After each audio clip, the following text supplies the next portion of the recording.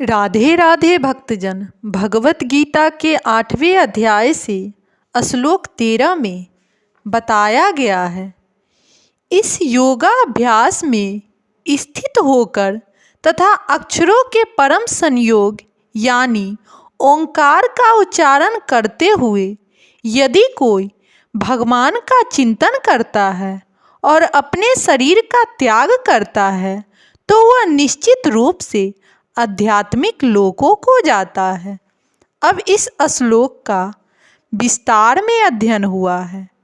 यहाँ स्पष्ट उल्लेख हुआ है कि ओम ब्रह्म तथा भगवान कृष्ण परस्पर भिन्न नहीं है। ओम कृष्ण की निर्वेश ध्वनि है, लेकिन हरे कृष्ण में यह ओम सन्निहित है। इस युग के लिए हरे कृष्ण मंत्र जबकि स्पष्ट संतुष्टि है। अतः यदि कोई हरे कृष्ण कृष्ण कृष्ण हरे हरे, हरे राम राम राम हरे हरे इस मंत्र का जप करते हुए शरीर त्यागता है तो वह अपने अभ्यास के गुणानुसार आध्यात्मिक लोकों में से किसी एक लोक को जाता है। कृष्ण के भक्त कृष्ण लोक या गोलोक वृंदावन को जाते हैं। सगुणवादियों के लिए आध्यात्मिक आकाश में अन्य अनेक लोक हैं जिन्हें वैकुंठ लोक कहते हैं, किंतु निर्वेशवादी तो ब्रह्म ज्योति में ही रह जाते हैं।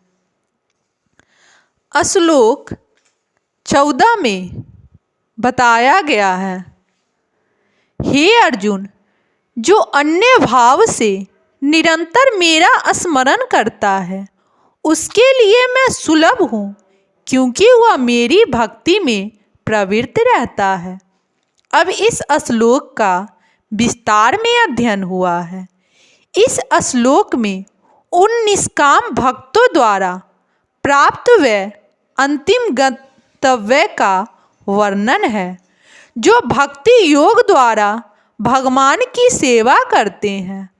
पिछले श्लोकों में 4 प्रकार के भक्तों का वर्णन हुआ है, आर्त, जिज्ञासु, अर्थार्थी तथा ज्ञानी। मुक्ति की विभिन्न विधियों का भी वर्णन हुआ है, कर्म योग, ज्ञान योग तथा हठ योग। इस योग पद्धति के नियमों में कुछ न कुछ भक्ति मिली रहती है, लेकिन इस श्लोक में शुद्ध भक्ति योग का वर्णन है जिसमें ज्ञान, कर्म या हठ का मिश्रण नहीं होता, जैसा कि अंत्यचेता शब्द से सूचित होता है। भक्ति योग में भक्त कृष्ण के अतिरिक्त और कोई इच्छा नहीं करता।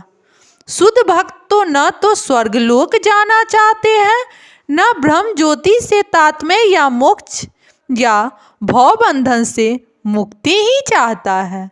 शुद्ध भक्त किसी भी वस्तु की इच्छा नहीं करता। चैतन्य चरित्रामृत में शुद्ध भक्त को निष्काम कहा गया है। उसे ही पूर्ण शांति का लाभ होता है, उन्हें नहीं जो स्वार्थ में लगे रहते हैं। एक ओर जहाँ ज्ञान योनि, कर्म योगी या हठ योगी का अपना अपना स्वार्थ रहता है, वही पूर्ण भक्तों में भगवान को प्रसन्न करने के अतिरिक्त और कोई इच्छा नहीं होती। अतः भगवान कहते हैं, जो एक निष्ठ भाव से उनकी भक्ति में लगा रहता है उसे वे सरलता से प्राप्त होते हैं। शुद्ध भक्त सदैव कृष्ण के विभिन्न रूपों में से किसी एक की भक्ति में लगा रहता है। कृष्ण के अनेक स्वांग तथा अवतार है, यथा राम तथा नरसिंह, जिसमें से एक भक्त किसी एक रूप को चुनकर उसकी प्रेमा भक्ति में मन को स्थिर कर सकता है। ऐसे भक्त को उन अनेक समस्याओं का सामना नहीं करना पड़ता जो अन्य योग अभ्यासकर्ताओं को झेलनी पड़ती है। भक्ति योग अत्यंत सरल, शुद्ध तथा सुगम है। इसका शुभारंभ हरे कृष्ण जप से किया जा सकता है।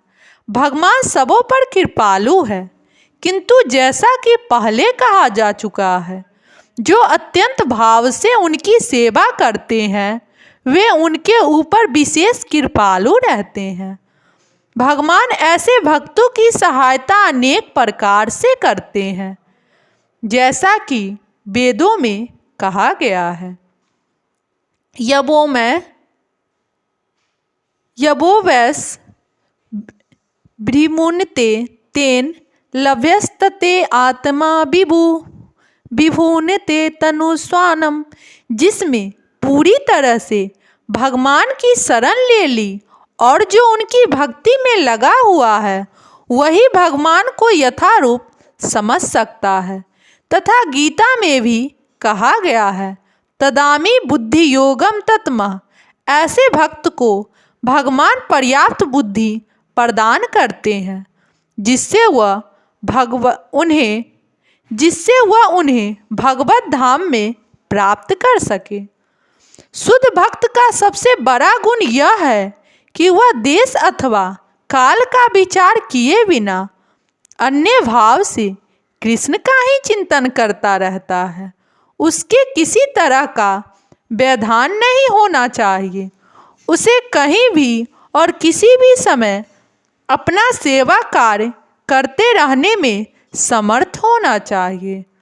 कुछ लोगों का कहना है कि भक्तों को वृंदावन जैसे पवित्र स्थानों में या किसी पवित्र नगर में तथा जहां भगवान रह चुके हैं रहना चाहिए, किंतु शुद्ध भक्त कहीं भी रहकर अपनी भक्ति से वृंदावन जैसा वातावरण उत्पन्न कर सकता है। श्री अद्वैता चैतन्य महाप्रभु से कहा था, आप जहाँ भी हैं हे प्रभु वही वृंदावन है। जैसा कि सतम तथा नित्यसा शब्दों से सूचित होता है, शुद्ध भक्त निरंतर कृष्ण का ही स्मरण करता है और उन्हीं का अभ्यास करता है। ये शुद्ध भक्त के गुण हैं, जिनके लिए भगवान सहज सुलभ है। गीता समस्त योग पद्धति से भी भक्ति योग की ही स्तुति करती है। सामान्यतः भक्ति योग 5 प्रकार से भक्ति में लगे रहते हैं। शांत भक्त, जो उदासीन रहकर भक्ति में युक्त होते हैं। दूसरा, दास भक्त, जो दास के रूप में भक्ति रूप में युक्त होते हैं। तीसरा, सांख्य भक्त, जो सखा रूप में भक्ति रूप में युक्त होते हैं। चौथा, वात्सल्य भक्त, जो माता पिता की भांति भक्ति में युक्त होते हैं। तथा पांचवा, माधुर्य भक्त, जो परमेश्वर के साथ दाम्पत्य प्रेमी की भांति भक्ति में युक्त होते हैं। शुद्ध भक्त इनमें से किसी भी परमेश्वर की प्रेमा भक्ति में युक्त होता है और उन्हें कभी नहीं भूल पाता, जिससे भगवान उसे सरलता से प्राप्त हो जाते हैं। जिस प्रकार शुद्ध भक्त क्षण भर के लिए भगवान को नहीं भूलता, उसी प्रकार भी अपने शुद्ध भक्त को क्षण भर के लिए